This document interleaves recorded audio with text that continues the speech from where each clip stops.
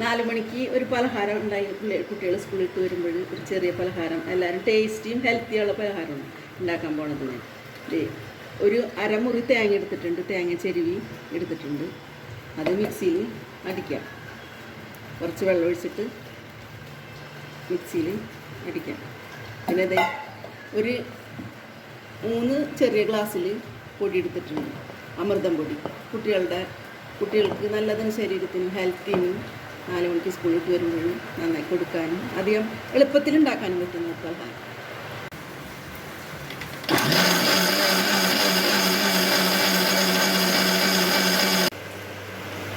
പാല് പിഴിയാം. ആവശ്യത്തിന് ലേശം വെള്ളം ഒഴിച്ചാൽ മതി. ആവശ്യത്തിന് ഇതിന് കുറുതായി വരണമല്ലോ. അപ്പോൾ നമ്മുടെ ആവശ്യത്തിനനുസരിച്ച് വെള്ളം ഒഴിക്കാം.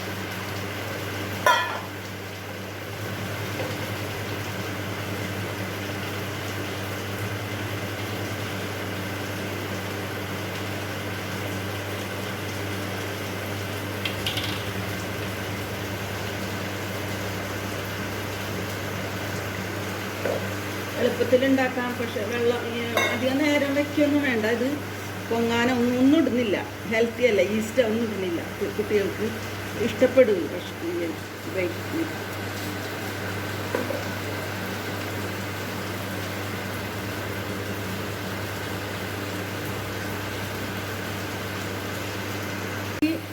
ഉപ്പ് ചേർക്കുന്നുണ്ട്.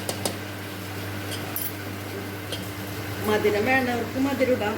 ഞാനിപ്പോൾ തൽക്കാലം മധുരം ഇടുന്നില്ല. ഇതിൻ്റെ അകത്തുള്ള മധുരം മതി.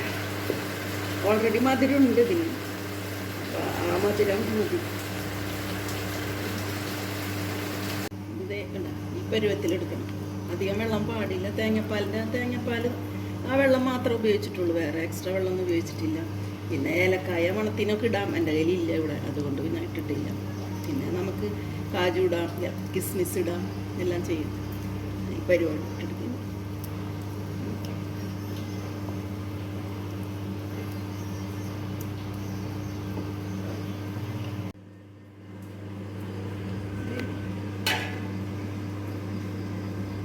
ഒട്ടിപ്പിടിക്കാതിരിക്കാനാണ്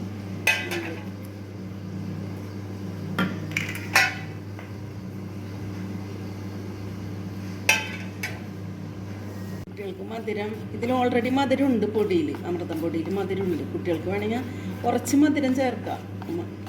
വലിയവർക്ക് കഴിക്കാൻ മധുരം, ഷുഗറൊക്കെ ഉള്ളവർക്കാണെങ്കിൽ പിന്നെ മധുരം കൂടും. അതുകൊണ്ട് ഞാൻ മധുരം ഇട്ടിട്ടില്ല.